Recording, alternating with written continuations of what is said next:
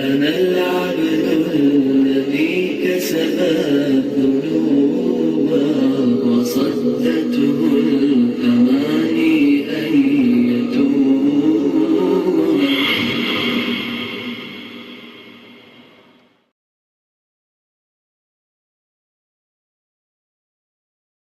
اب میں درخواست گزار ہوں جناب حضرت مولانا محمد سالم قاسمی صاحب سراپا عزیمت و دعوت، اس عنوان سے مولانا مفتی محمد سلطان صاحب جو کشمیر سے تشریف لائے ہیں ان سے درخواست کرتا ہوں کہ وہ تشریف لائیں، عذرائے کرم وقت کا خیال فرمائیں. بسم اللہ الرحمن الرحیم. اللہ تعالیٰ نے اس دین متین کی حفاظت کی ذمہ داری خود اٹھائی ہے.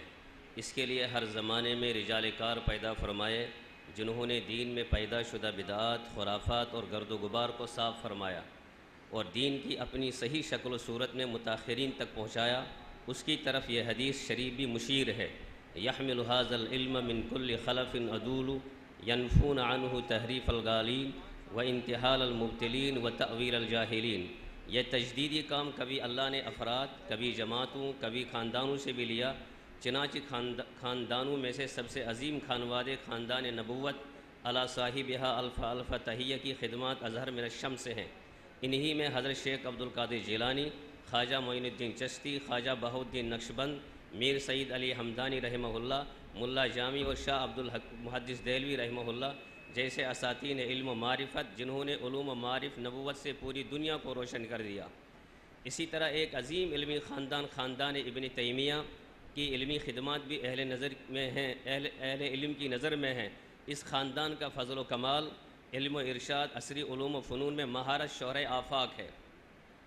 ماضی قریب میں بر صغیر ہی میں ایک عظیم خاندان اپنے علم و عرفاں، رشد و ہدایت، روایت و درایت حدیث، قوت حفظ، دقت نظر، زہد و تقوی اور عبادت و ریاضت میں اپنی بلندیوں کو پہنچا. یہی خاندان ہمارے اکابر اہل علم کا مدار الاسناد بھی ہے، جسے ہم خاندان شاہ ولی اللہ ہی سے یاد کرتے ہیں. اس خاندان کی عظیم شخصیات میں یہ حضرات ہیں: حضرت شاہ عبدالرحیم، حضرت شاہ ولی اللہ، حضرت شاہ عبدالعزیز، حضرت شاہ عبدالقادر، حضرت شاہ عبدالغنی رحمہم اللہ تعالی. خاندان ولی اللہ بر صغیر کے تقریباً تمام فقہا و محدثین کے لیے سنگ میل کی حیثیت رکھتا ہے. نزہۃ الخواطر میں مفتی عنایت احمد کاکوری سے منقول ہے: شاہ ولی اللہ کی مثال اس شجر طوبہ کی سی ہے جس کی جڑ ان کے گھر میں ہے اور اس کی شاخیں مسلمانوں کے ہر گھر میں پھیلی ہوئی ہیں، لیکن اکثر لوگوں کو معلوم نہیں کہ اس کی جڑ کہاں ہے. ایک محدث شاہ صاحب کے بارے میں فرماتے ہیں: شاہ ولی اللہ طوبہ کا درخت ہے. جس طرح جہاں جہاں طوبہ کی شاخیں موجود ہیں وہاں جنت موجود ہے، اور جہاں اس کی شاخیں نہیں ہیں وہاں جنت نہیں.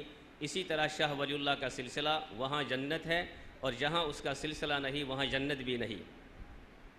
اللہ تعالیٰ نے آپ سے جو عظیم ترین کام لیا وہ دارالعلوم دیوبند کی بنیاد ہے. اوپر میں نے چھوڑ دیا تھوڑا، جس کے بارے میں حکیم الاسلام قاری محمد طیب صاحب فرماتے ہیں: اگر لارڈ میکالے نے یہ کہہ کر اپنا نظام تعلیم ہندوستان میں پھیلایا کہ ہماری تعلیم کا مقصد ایسے نوجوان پیدا کرنا ہے جو رنگ و نسل کے لحاظ سے ہندوستانی ہوں اور روح و فکر کے لحاظ سے انگلستانی ہوں، تو بانی دارالعلوم دیوبند حضرت مولانا قاسم نانوتوی نے دارالعلوم کی بنیاد ڈالتے ہوئے زبان حال سے یہ عملی صدا بلند کی کہ ہماری تعلیم کا مقصد ایسے نوجوان تیار کرنا ہے جو رنگ و نسل کے اعتبار سے ہندی، سندھی، ایرانی، افغانی، خراسانی، ترکستانی ہوں، لیکن روح و فکر کے اعتبار سے اسلامی ہوں.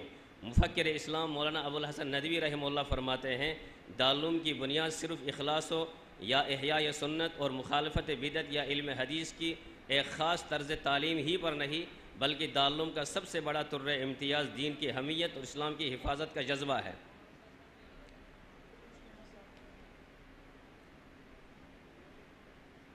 اس علم و عرفان کے سنگم خانوادے میں اتنی بزرگ شخصیات کے سایہ عاطفت میں ہمارے مخدوم و محب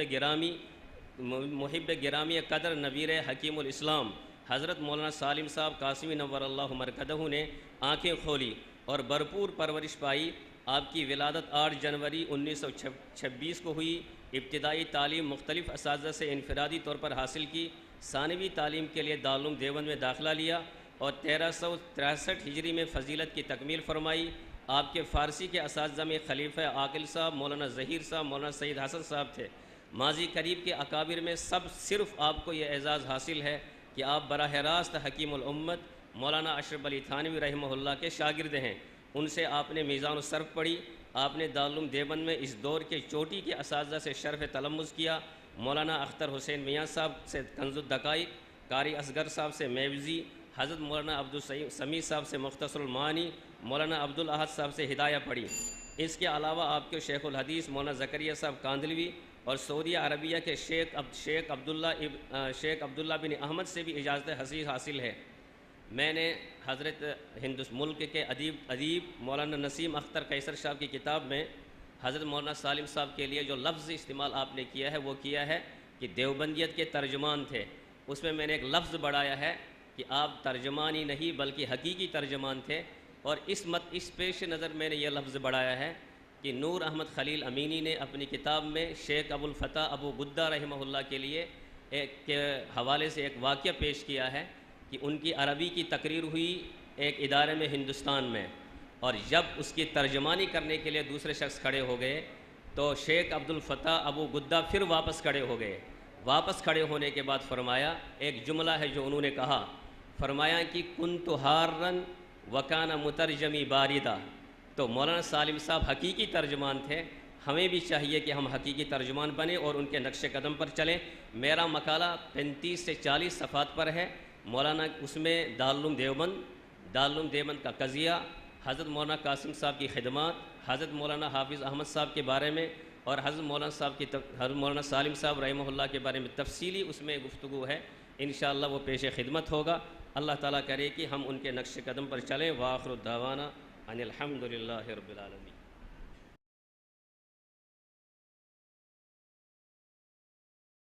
أنا العبد